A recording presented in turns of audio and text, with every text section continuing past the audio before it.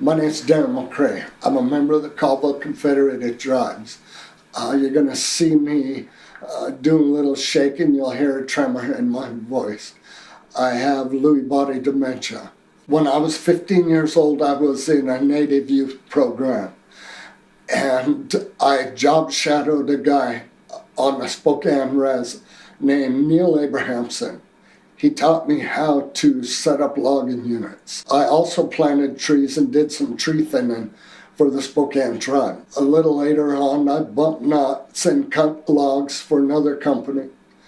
I worked at a post and pole plant on the Caldwell Indian Reservation in Inchalim, and I worked at a little plywood mill a little south of the Canadian border here in Washington State in a town called Kettle Falls. The day before I presented at the Affiliated Tribes of Northwest Indian Conference on global warming at the Northern Quest Casino, I noticed the insects disappeared from around all the lights, and there's still none here. There is an article in the May 2020 issue of National Geographic that says we've lost 75% of our insects from 1990 to 2016. The Spokesman Review put me on the front page of their paper about them. Let's see, would be back at the beginning of September and August. I'm talking about the disappearance, about the insects. But what I presented at the AT&I conference was that I noticed all the trees dying. I've discovered 5 signs that's wrong with the pine needles. The first one is they're supposed to be forest green. They're a long ways from forest green. They're a dull green, and the reason they're so dull is because a cuticle has disappeared. That's the waxy substance that you find on leaves and needles that hold in moisture and reflects the sunlight. Pine needles are supposed to come on in different parts of the branch. Not anymore. Now they come on in a circumference around the end of the branch, like a chimney brush was what came to mind when I first noticed this in 2014. Last 2 signs I want to share. If I wasn't from Indian country, I wouldn't have been able to understand them. I can go out and I can take a pine needle. I can take, say, 8 of them. I can put them into a bunch, and I can start pulling those pine needles apart in, say, 1/4-inch pieces from one end to the other. I can go and I can rake up a pile of needles with my hands, and it doesn't take a very big area because of the amount of pine needles. I can take that pile of pine needles, I can put it between my hands, and I can scrunch it and I can turn it to powder. Either that, or I can bunch up a bunch of them and pull them apart. So what's wrong with those last 2 examples? Indian country has been weaving with pine needles forever, 1 needle at a time. If I can pull 8 apart, a person wouldn't be able to weave with just 1. You can go out and you can feel a leaf, say a maple leaf, and you can feel how much more thinner they have become. Pine branches are supposed to go straight out and lean down. Not anymore. Every branch on there is trying to become a leader, heading for the light. These trees are dying so fast that they don't have time to shed their branches. So you can go out and look at these trees, and you can see they're all dying from the ground up. These trees are all dry and brittle, but they look like they're flourishing. I can go out to any branch on any pine tree, any tree, it doesn't matter what species, and I will be showing you examples of me breaking saplings in 2 that you should almost be able to tie these things in a knot. Pre-industrial revolution, CO2 sat at 280 parts per million. Today it sits at 417.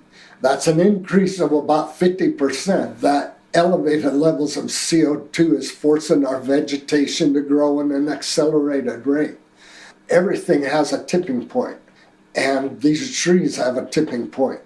They're being forced to grow at an accelerated rate, and they don't have enough nutrients and water to sustain themselves using that type of energy to grow that way. These trees are dying so fast they don't have time to shed their bottom branches. But you can see that they're still flourishing. And you can see the tops of those where every one of those branches are reaching for the sun. Again, you can see how many of these branches are dead. So with that, we're going to see a lot of dead pine needles. And this right here is what I'm talking about. Look at the mat of needles, how thick this is.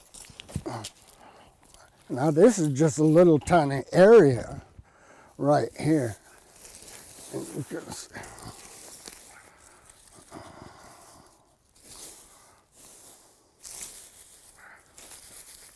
And if you would, come over, take a look at this as well here while I'm pulling these pine needles away from this. Take a look at these seedlings. We are where are we at, guys? What's the date today? Like the 2nd of October, isn't it? 2020. Pine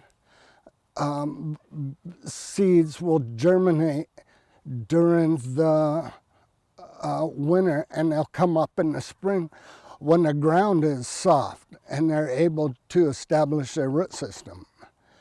You can look at these and you can see there's 2 years right there. You can see the year before, and then this is the next year. And notice that there's just a taproot there. There's no offside,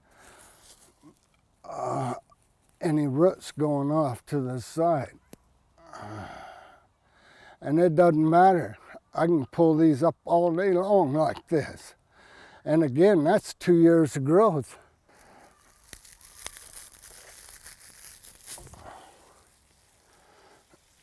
Indian country wouldn't have made mats and bowls out of these things if they were going to, if they're going to be this brittle. You can take a look at this bark and you can tell when it started this year, and you can see the year before. Right there is when this year started. These things are growing at an accelerated rate. This is what I'm talking about with these pine needles.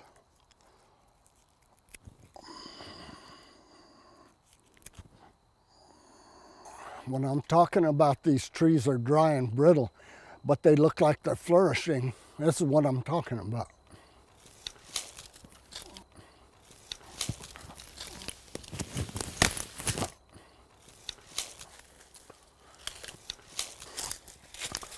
It doesn't matter what species. It'll be a maple tree or a pine tree, hardwood, softwood, deciduous trees, conifers. Best to you guys.